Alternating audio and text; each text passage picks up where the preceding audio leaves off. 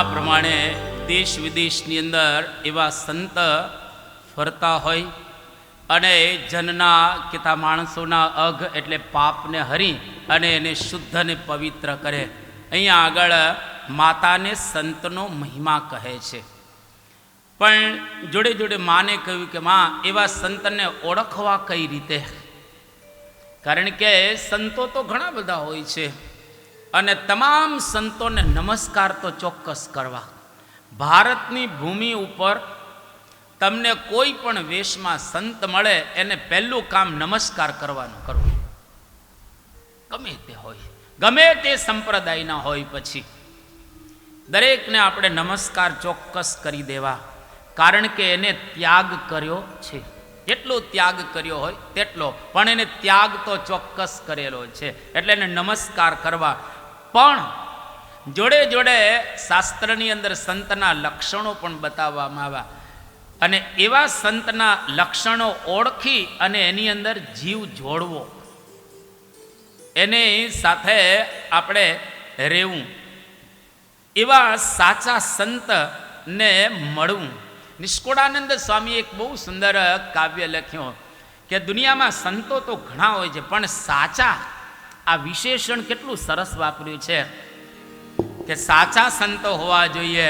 એટલે નિષ્કુળાનંદ સ્વામીના શબ્દો કે સાચા સંત જાણો જગમાં થોડાજી, બીજા ઘરો ઘર ફરે છે માથા ફોડાજી, જ્યાં ત્યાં ખાય છે જગતના જોડાજી, તો એ લાજતા નથી પ્રજાપતિ ઘર ઘોડાજી, ગધા ધોળ્યા ઘોળ્યા પરા સારી લાગે શ્યામળી ગાય, નિષ્કુળાનંદ ગાય પૂજીએ પણ ખરખરા ન પૂજાય, સાવધનું સાધુપણું મરકટ મુખે લીધા લગે, એમ અસાધુ સાધુ થઈ સાધુની સેવા એ ઠગે. એટલે કે સાચા સંત જાણો જગમાં થોડાજી, લાખમાં લાધે નહીં અને કરોડમાં કોક, ઝાકુ દેખી છાતી ઠરે, એસા મહંત સ્વામી મહારાજ જેસા વિરલા કોક કરોડોમાં એવા સાચા સાધુ મળી જાય. જો ફિરતા સંત સમાજ મળે તો સુખે મનની ભ્રાંતિ ટળે, આપણા મનની ભ્રાંતિ ટાળે એવા સંત મળવા જોઈએ.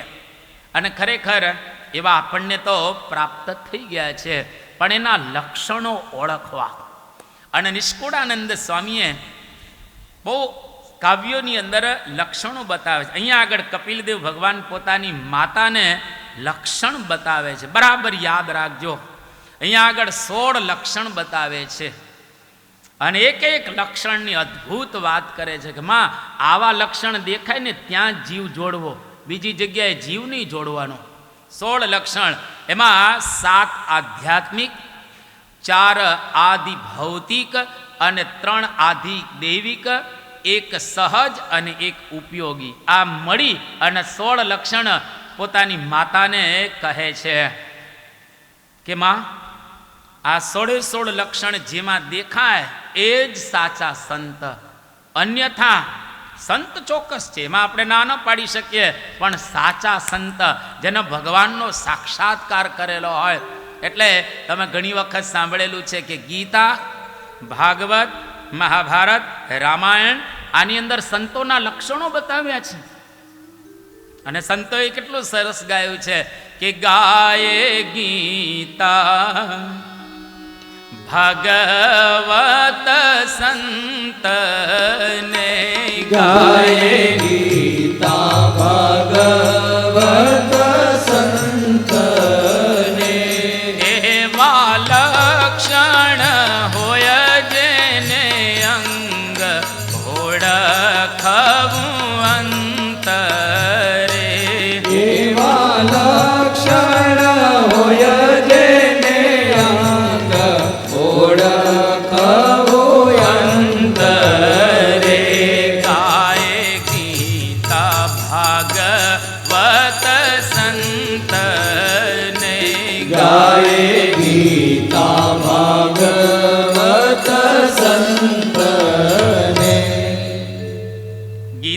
અને ભાગવત સંતના લક્ષણો ગાય છે. બરાબર સાંભળજો. 3 શ્લોક આ ગ્રંથની અંદર 3 જગ્યાએ સંતના લક્ષણો લખ્યા છે. આ પહેલો 3જો સ્કંધ, ત્યાર પછી 5મ સ્કંધ અને છેલ્લે 11મો સ્કંધ. આ 3ની અંદર સંતના લક્ષણો લખ્યા છે. આની અંદર પોતાની માને કહે છે કે માં આવા સંત હોવા જોઈએ. કેવા?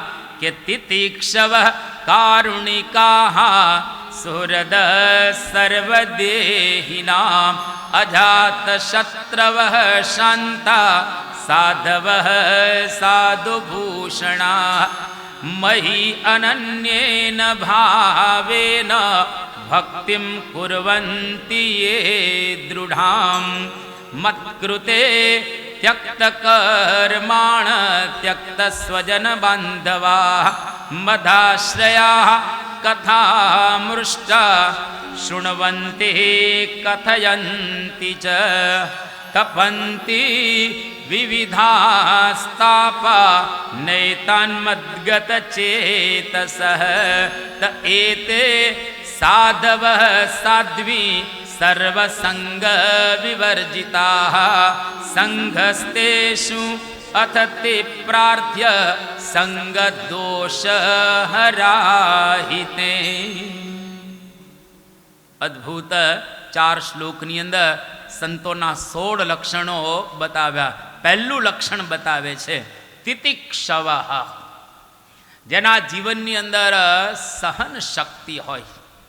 હૈયે વનવાનળ જલે તો એ સાગર ગાય, હસી જાણે જગ ઝેર પી જાણે, સંતન એને કહેવાય. તમે કોઈ ઝાડ હોય આંબો વગેરે, એને પથ્થર મારો તો તમને વચન મારે કે કેરી આપે, કેરી આપે. તમે ફૂલને કચરો તો કંઈ બોલે નહીં, તમને સુગંધ આપે. અરે અગરબત્તીને જલાવો તો તમને સુગંધ આપે. ચંદનના ઝાડને કોઈ કુહાડો મારે તો તમને સુગંધ આપે. આને કહેવાય તિતિક્ષા. એટલે સંતોને તમે હેરાન કરો તો તમને આશીર્વાદ આપે, એ સાચા સંત કહેવાય. ગુણાતીતાનંદ સ્વામીને જૂના સાવરગામમાં માર્યા, લોહી લુહાણ કરી નાખ્યા, અને ખબર પડી કે મારનારો હતો એને દીકરો નહોતો દરબારને. તો ગુણાતીતાનંદ સ્વામીએ સંતોને કહ્યું કે સંતો આપણે પ્રાર્થના કરો કે દરબારને ત્યાં દીકરો થાય. દીકરો થયો મોટી ઉંમરે. અરે આંબો તમને કેરી આપે તો સંત કંઈ ન આપે? આ સંતની પહેલી પરીક્ષા છે. તમારે કોઈક વખત ટ્રાય કરવાની. આમ તો ટ્રાય કરવા જેવી નથી, પણ સંતોનો સ્વભાવ એ કોઈ દિવસ ગરમ ન થાય, ક્રોધ ન કરે. જેમ યોગી બાપા કહેતા, અમારી જોડીમાં ક્રોધ છે જ નહીં. કદાચ વ્યવસ્થા માટે પરમ પૂજ્ય પ્રમુખ સ્વામી મહારાજ, મહંત સ્વામી મહારાજ કે શાસ્ત્રીજી મહારાજ કે ગુણાતીતાનંદ સ્વામીના જીવનમાં તમને દેખાય, પણ પોતાના વ્યક્તિગત જીવનમાં કોઈ દિવસ એ ક્રોધ ન કરે. પોતાના માટે કોઈ દિવસ નહીં. વ્યવસ્થાની અંદર પોતે બોલે કે આવું કરવું જોઈએ, આવું કરવું જોઈએ, તેવું કરવું જોઈએ, પણ પોતાના જીવન માટે ક્યારેય ક્રોધ ન કરે. એ સંતનું પહેલું લક્ષણ છે કારુણિકા, કરુણા, દયા. અને જેમ માખણ હોય, અગ્નિની નજીક જાય તો માખણ ઓગળી જાય. માખણ કરતાંય સોફ્ટ સંતો હોય છે. કોઈનું પણ દુઃખ એનાથી સહન ન થાય. દયા રહી છે જેના દિલમાં, એના દિલની અંદર દયા હોય, અતિશય દયા. આપણે જાણીએ છીએ લાતુરની અંદર ભૂકંપ થયો એ વખતે પરમ પૂજ્ય પ્રમુખ સ્વામી મહારાજને સમાચાર આપ્યા, અને બાપાએ કહ્યું કે અત્યારે ને ત્યારે સંતો ત્યાં વ્યવસ્થા કરો. ભુજની અંદર ભૂકંપ થયો એ વખતે પહેલો ફોન પ્રમુખ સ્વામી મહારાજને કરવામાં આવ્યો. ગુજરાતના ચીફ મિનિસ્ટર એને કહ્યું કે સ્વામીજી મદદ. પ્રમુખ સ્વામી મહારાજે પહેલી મદદ કરી.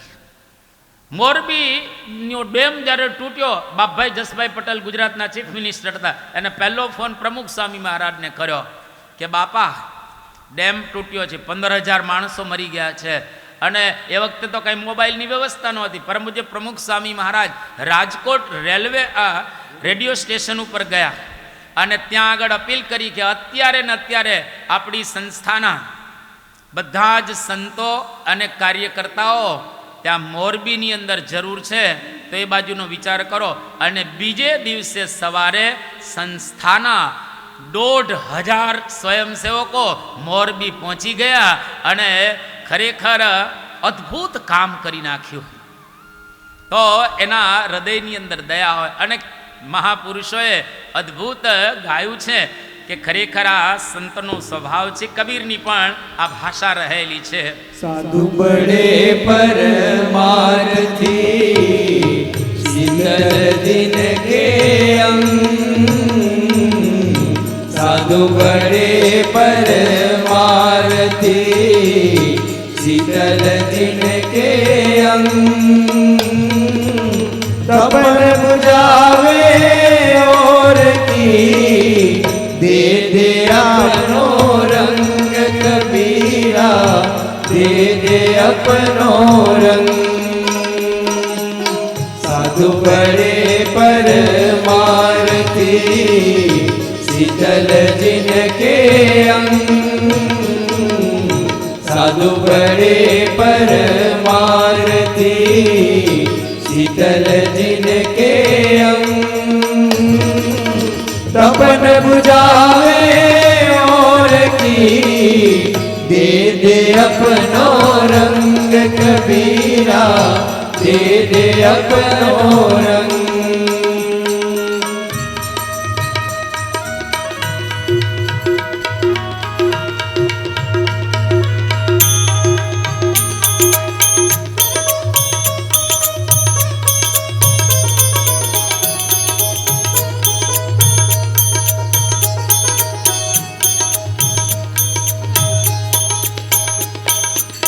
सरवर तरवर संत जन चौथा बरसे में,